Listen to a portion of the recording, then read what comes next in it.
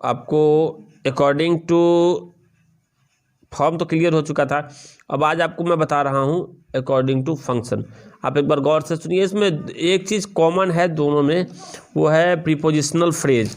Prepositional phrase उसमें भी था और इसमें भी है, उसका हमने डिस्क्राइब नहीं किया है उसमें, जिसको हमने फॉर्म वाले में फ्रेजल प्रीपोजिशन का नाम दिया था, इसमें प्रीपोजिशनल फ्रेज है 6 काइंड्स में। ये दो एक कॉमन है, तो 5 का भी एलोबरेट करेंगे। आप बस अभी stay online, I am just connecting you to that. जैसा कि हमने कहा था, प्रीपोजिशन का डिवीज़न जो है वो फॉर्म के हिसाब से हुआ था और ये हुआ फंक्शन के हिसाब से। देखिए जो मैंने फिर तैयार किया है, according to function preposition can be classified into 6 categories.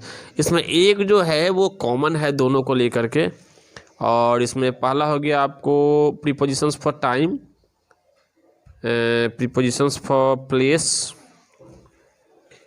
Prepositions for direction, prepositions for agent, prepositions for instrument and prepositional phrases. ये जो प्रीपोजिशनल फ्रेजेज है ये दोनों में करीब करीब कॉमन है। जो लास्ट उसका पार्ट था फॉर्म का और इसका, वो मैं एक बार समझा दूंगा। अब ये हो गया, एक बार अच्छे तरह से नोट कर ले, ये अकॉर्डिंग टू फंक्शन हुआ ये 6। इसमें मैं डिस्क्राइब कर रहा हूँ, बता दे रहा हूँ आपको कि टाइम कैसे हुआ। Preposition of time, prepositions of time किसको कहते हैं? ऐसा प्रीपोजिशन जो कि टाइम को रिफर करे किसी भी काम में। जैसे मान लीजिए the prepositions which are used to refer to time in various aspects are called prepositions of time. इसमें एट, ऑन, इन वगैरह वगैरह। जैसे आप ले लीजिए एक बार, शी वाज बोर्न इन 1886। ये क्या दिखा रहा है? एक बार और पढ़िए। टू टाइम वेरियस एस्पेक्ट्स से दिखा रहा है।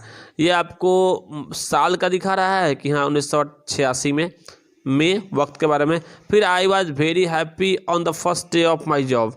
अब देखिए ये ऑकरेंस के बारे में दिखा रहा है, इंसिडेंट के बारे में दिखा रहा है। पहला दिन जो था जॉब का उस दिन ऑन, और फिर the party will start at 8 PM।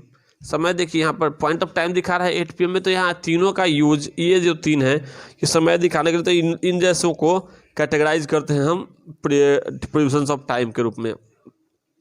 आगे बढ़ते हैं हम लोग। Prepositions for place.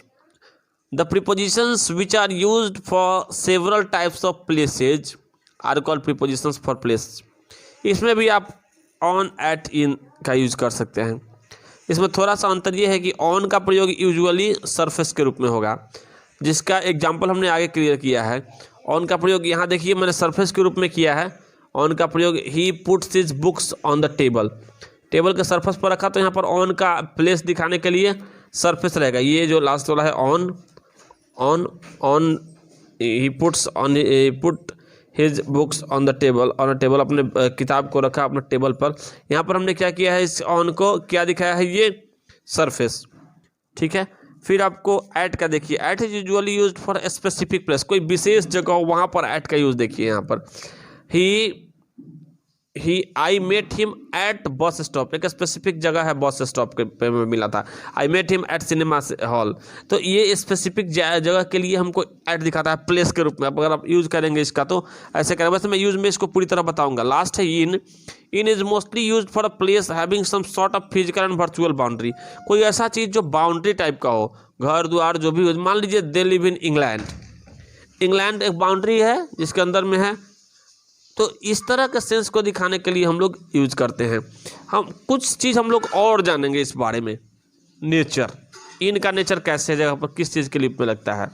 अब देखिएगा, नेचर मैंने बनाया है खुद से, ये एस्पेक्ट दिया है कि नेचर ऑफ प्लेस इन के लिए क्या होता है। इन ए हॉल बाउंड्री रहता है चारों तरफ से, स्कूल बाउंड्री रहता है, बिल्डिंग बाउंड्री रहता है, बॉक्स के अंदर कॉर्नर रहता है जिसमें बाउंड्री रहता है, इन द कार बाउंड्री रहता है, लाइब्रेरी बाउंड्री रहता है, गार्डन बाउंड्री रहता है, इंग्लैंड रूम कपबोर्ड सब में बाउंड्री है। सब का एक इनमें क्या है, आपको फिजिकल या वर्चुअल बाउंड्री है। देखिए ये फिजिकल या वर्चुअल बाउंड्री इस सारे में दिखाया गया है ना, इन हॉल वगैरह जो भी है इसमें नेचर ऑफ प्लेस में। अच्छा, ऑन के नेचर ऑफ प्लेस में क्या है, surface of things, on the table, on the black board, on the page, on the wall, on the roof, on the map, यानी ये उसका सरफेस से जुड़ा हुआ है। ये देखिए ऑन के लिए क्या है, सबसे पहले फॉर सरफेस, सरफेस से जुड़ा हुआ है ये ऑन का। और आपको एट का देखिए, एट का कह रहा है नेचर ऑफ प्लेस क्या है, स्पेसिफिक प्लेस। मैंने बताया था जैसे at bus stop, at the entrance, at front of the chair, at the bottom of the class, at the edge of roof, यानी कि एकदम से कोई विशेष जगह के बारे में बताएगा, स्पेसिफिक प्लेस के बारे में बताएगा। तो ये तीन जो है ये बहुत ही इंपॉर्टेंट चीज़ें हैं। एक बार देख लीजिए, ये हुआ नेचर ऑफ प्लेस इन के लिए।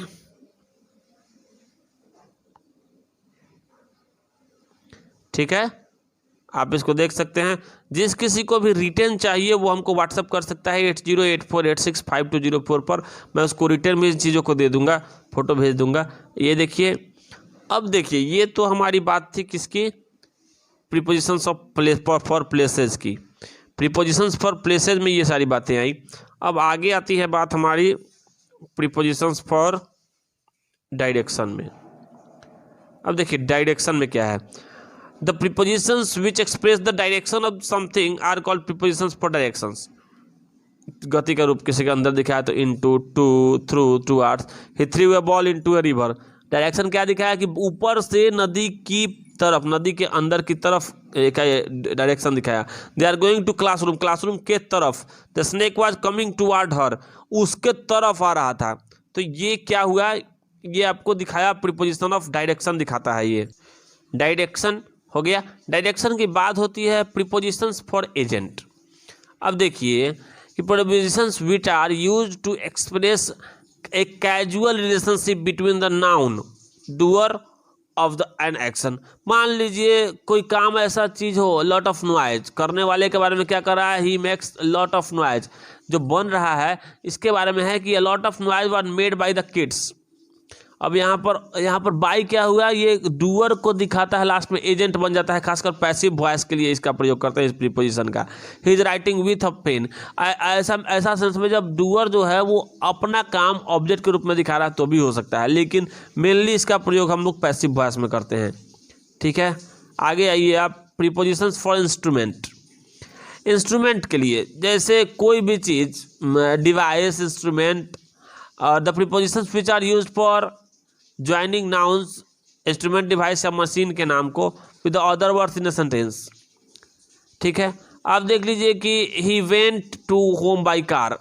कार से क्या किया, कार क्या है, इलेक्ट्रॉनिक चीज़ है, डिवाइस है, मशीन है, उसको जोड़ा पूरे सेंटेंस से कि हाँ वो उससे घर गया।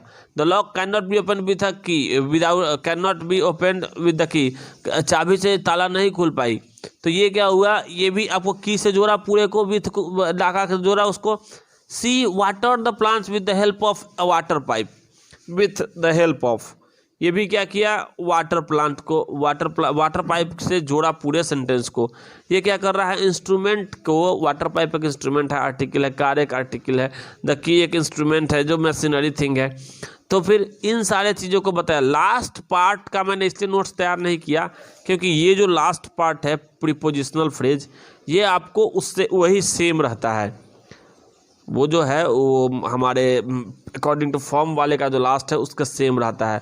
तो इतना में I don't think you have any problem. If you have any problem, इतना को जो भी चीज़ें हैं इतना आप समझ गए, आई डोंट थिंक कि इसमें इतना में कोई प्रॉब्लम होनी चाहिए। अगर होती है तो प्लीज़ कंसल्ट कीजिए आप।